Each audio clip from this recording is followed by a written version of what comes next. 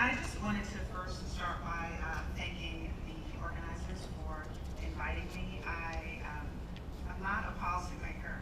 I'm just a lawyer and a law professor. And so the questions that I think to ask, sort of those things that immediately come to mind, are very different questions than some of the questions that you've even been sort of talking about today. And so I just appreciate the opportunity to give that perspective and add another flyer to your soup. My research in this area has typically focused on offender reentry and how we as a society, both legally and sort of psychologically and socially and economically and all of that, facilitate or frustrate the efforts of people who have been incarcerated as they try to sort of re-enter society and return home. I thought I would, though, spend a little bit of my time today, and I know we sort of want to leave it open for questions, and I'm mindful of that, talking about the intersection of law with evidence-based corrections. So my challenge for the next few minutes is to really share with you some of my thoughts, and these are sort of, things I've thought about. I haven't written it down anywhere except for the purpose of today, so it's sort of a first run at it, on how evidence-based criminal justice policy fosters or maybe even can frustrate the legal protections for affected or disfavored groups. And namely, in this context, we're talking about persons who have been accused of and convicted of violating our codes of criminal conduct. So this past spring, the U.S. Supreme Court held in a case that I'm sure several of you are familiar with, this is a Coleman plastic case out of California, that the state of California's relentless pursuit of incarceration had managed to create conditions within the walls of the state's prisons which were both unconstitutional and intractable. So intractable that the court's determination that the only solution was to let people out is sort of where the state has been scrambling for the last several months to meet it.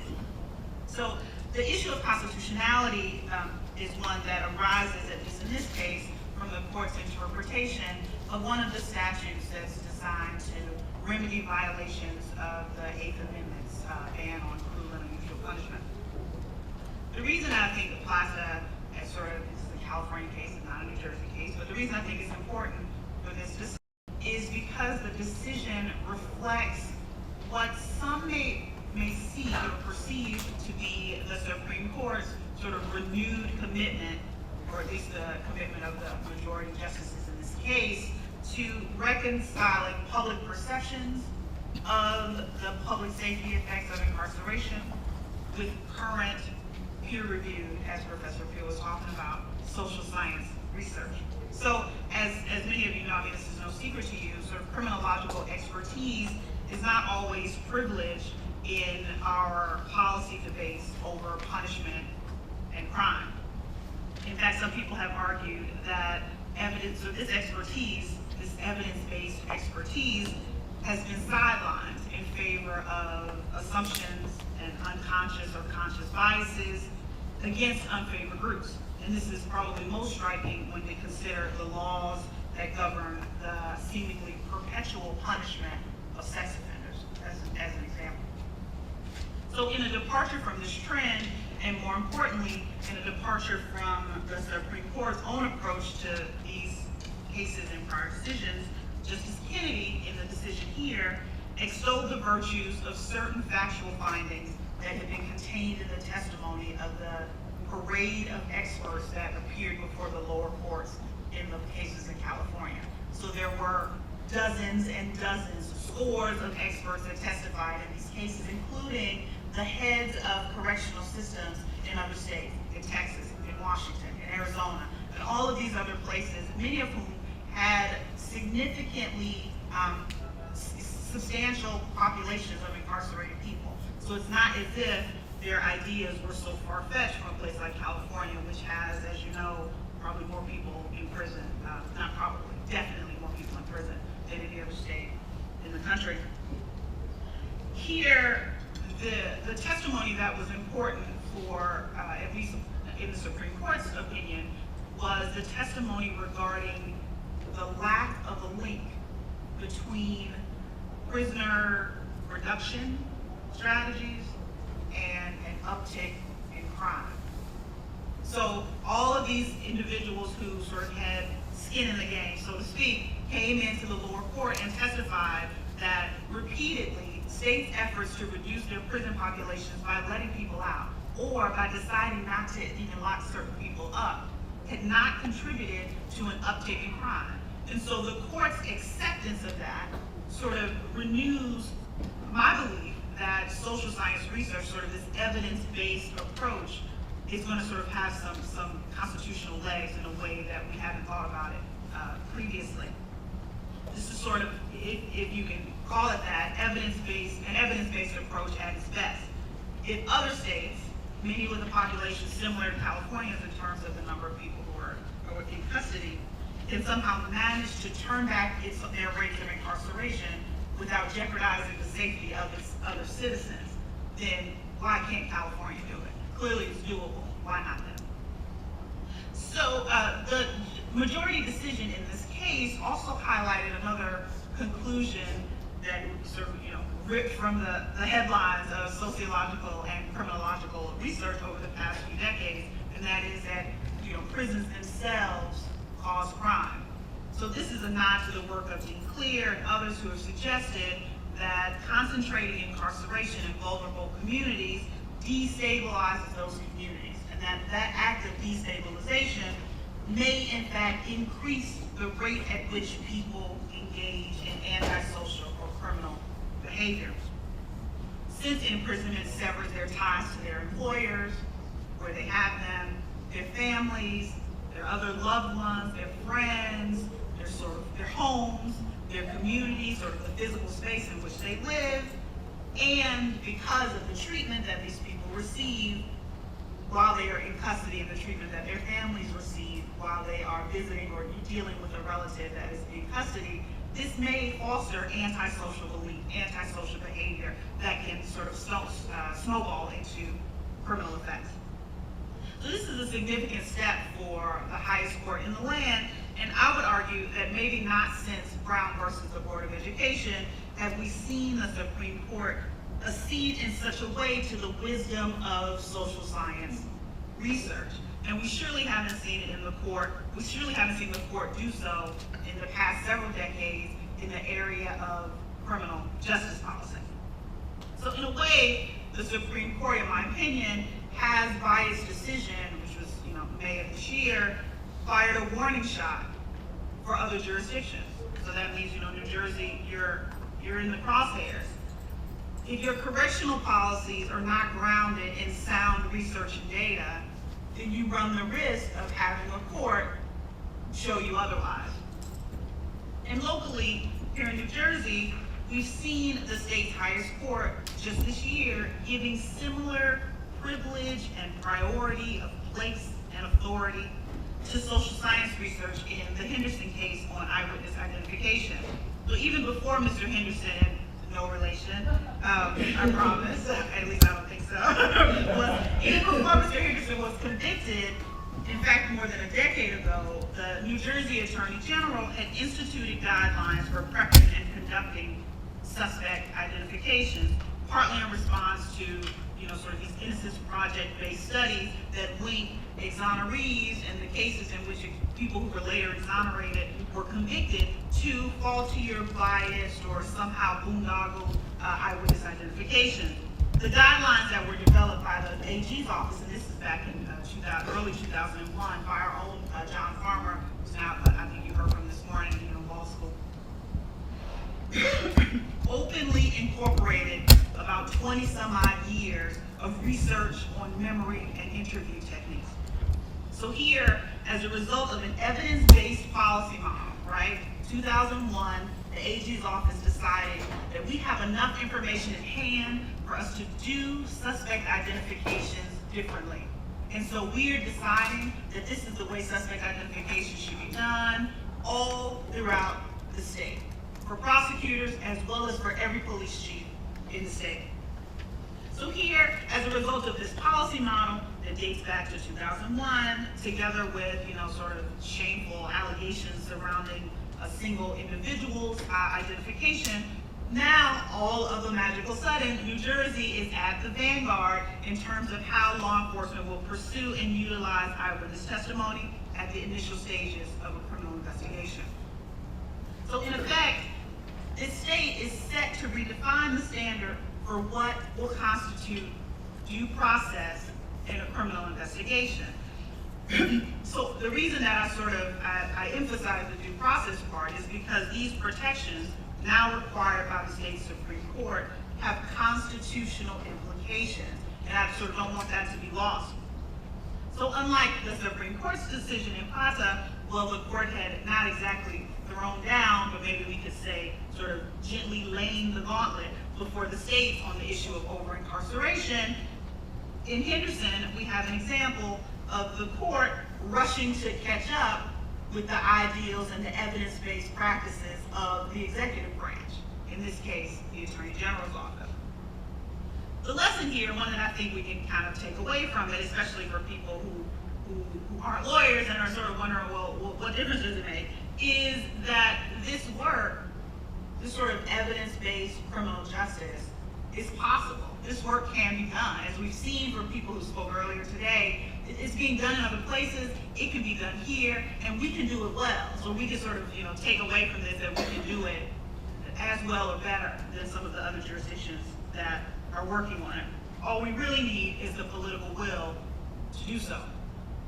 So to roughly transition a little bit from some of the advances that we've seen, at least in our halls of justice and in our courtrooms, I wanted to talk a little bit about what is left to be done. And as I understand sort of the Sherman's articulation of the evidence-based model, our goal should be using the best evidence to shape the best practice in a systematic effort to parse out and codify unsystematic experience as the basis for decision making. Here in New Jersey, I think as in other jurisdictions, the key is for us to sort of transition away from an undying belief in the justice of what I like to call what we've always done, sort of the way it's always been, toward more systematic and principled policy choices. That's the conversation that we've been engaged in all day. We need to identify what works and what doesn't. And once we've identified those things that work, we need to figure out how to sort of promulgate practices that are New Jersey specific in the same vein. So in furtherance of the discussion that we've been having, I'd like to sort of put two issues on the table, at least for people to kind of think about a little bit. And I think that these are areas that are ripe for work. Sort of talk about the work to be done. I think that these may be right. We'll see. The first is residential community release programs. And the second is the transition of juvenile offenders from DIFAS, sort of out of DIFAS custody. Earlier this year, the state comptroller published the scathing report of an audit that his office had done of the Department of Corrections, privately run residential community programs. These are halfway houses. And this report, I'm sure some of you are familiar with it, criticized corrections for its lax, or in a lot of cases, non-existent monitoring, lax financial oversight, its failure to pursue contractually agreed upon money damages from facilities that allowed inmates to escape. And I'm sort of going to put a pin in that, facilities that allowed inmates to escape. And also flaws in the department's disciplinary procedures for inmates accused of sort of, misbehavior or other criminal activity. I was personally most struck by the report's disclosure, and this is a quote, I pulled it from the report, that, quote, DOC has not developed or implemented performance indicators against which it can evaluate the performance of the halfway houses, thereby bringing into question exactly what the state is receiving in exchange for the more than $60 million expended on this program annually. So the DOC has not developed or implemented any performance indicators for halfway houses in the state. And we know at any given time, I think about 2,400 people, more or less, are in halfway houses in the state. We've heard, actually a few minutes ago, someone talk about halfway houses. I'll come back to that in a second. So in a state that has sort of teetered on the brink of bankruptcy in recent years, corrections has not seen fit to measure the effectiveness of its work, at least in this area. And more troubling, corrections has not seen fit to require the private entities that are vying for these contracts, including, the nonprofit Education and Health Centers of America, which may or may not operate as a shell corporation, or CEC, but that's another conversation entirely. Anyway, the point is that corrections has not required these entities at any stage in the contract process to prove their effectiveness or to demonstrate results. So we know that the state of New Jersey, as most states in the country, will run down a small nonprofit, will run it into the ground if it cannot prove the effectiveness of its program, if it cannot prove the results that it has garnered from the use of state or federal funding. Here, $60 million every year, no measures in place. We haven't even thought about a measure, how to properly and appropriately measure the success of these programs. This should, good or bad, whether the programs are succeeding or whether they're failing, we have no way of knowing, because corrections doesn't measure what's happening. And this should give us pause. And so remember I told you I'm a lawyer, and so the questions that I ask are a little different than the questions that some other people may ask, and they're not always the best received. So I came in the door a couple minutes ago, and I heard a little bit of the discussion about halfway houses in New Jersey systems. And the quote was, if at any point you choose to fail and escape, so that was the context, talk about escapees. If at any point you choose to fail, you'll come back into a facility with a higher classification. So the lawyer in me wants to challenge the notion that escapees from halfway houses have somehow chosen to fail. Perhaps our system of privatization has failed, and our failure to hold private organizations accountable is a more salient issue, especially when those organizations are being recruited to do the work that historically has been within the purview of the state. Sort of as a little side note about privatization, the legal limits, the kind of constitutional limits of correctional privatization is being challenged sort of as we speak in federal courts outside of New Jersey. And I wonder whether New Jersey might soon find itself on the receiving end of such a suit. We know that states are spending, if we account for Medicaid dollars, the states are spending roughly the same amount on corrections when the state does it itself and when the state farms out the work to private organizations. There's not any huge savings here. We know that. That's sort of not news to you. But we should, because there's no significant savings here, that's all the more reason for us, in my opinion, to take a hard look at the extent to which we rely on these models that may have been popular 20 years ago, 15 years ago, but which now fail our own evidence-based criteria. So in the same vein, I'm sort of concerned about the proven effectiveness of those multidisciplinary teams, these MPTs that are assisting counties with juvenile reentry. So talking to the folks that I know who represent juveniles who have been in DIFAS custody, the reentry opportunities for these kids is almost non-existent. And to the extent that it does exist, it doesn't account for the fact that this population of offenders is probably at a higher risk of reoffending than any other section of our offender population.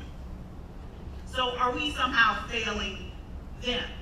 And perhaps even more importantly, and this is sort of something that I'd be interested in other people's thoughts on, have we allowed a blinding obsession with recidivism to prevent us from looking more closely at other issues. So recidivism rates, whether they're high or whether they're low, are not definitive evidence of the success or failure of a program. So low rates, in other words, low rates of recidivism don't always reflect a genius program. And similarly, high rates of recidivism don't necessarily affect an abject program failure. And we need to be careful about that. And so we've talked, I've heard when I was sitting here a lot of talk about recidivism and how we're very proud of that. And we should be. So for example, Pew Charitable Trust published a report earlier this year in which it recognized that New Jersey has one of the highest decreases in recidivism between 1999 and 2004. So during that period, recidivism in the state of New Jersey dropped by almost 11.5%. There were only 4 other states that did better than we did. So that's something to be proud of, right? Our recidivism is dropping, our rates are dropping, and so we're doing something right. But what exactly does it mean? Are we ready to hold up New Jersey as a model for excellence in other areas of criminal justice policy? And is eyewitness identification going to stand alone as our sort of most significant achievement in this area? I just saw the time, so I'm glad I have my glasses on to see clear so I can see it. I'll stop there, and I'm definitely open to talking more with folks about this.